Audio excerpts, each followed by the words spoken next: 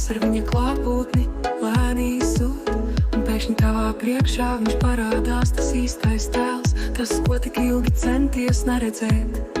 Jo pārmērīga ticība, cerības un vilkme pēc tās laimes, kura tobrīd bija tīta melnā, apmāna plīvurā, un tikai kad šis plīvurs krita, sapratu, cik daudz mīlestības, enerģijas ieguldīju melnā tumsā tukšumā. Redziet, mīlestībā ir dīvains spēks, tā izdaļo otru cilvēku un padara to par dārgumu, bez trūkumiem, bez meliem, bet starp šo spožumu tomēr kāda šaubu ēnas sirdī trīc, jo priekšnojautu līdz galam nevar nogalināt.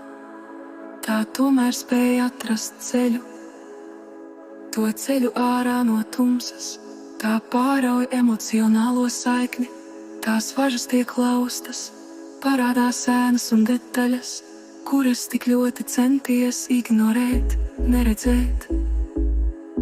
Tad es sapratu, cik ļoti daudz atdevu savu mīlestības enerģiju, kura kā sirds pukstot nokrita uz asfalta kopā ar šaubu plīvuru.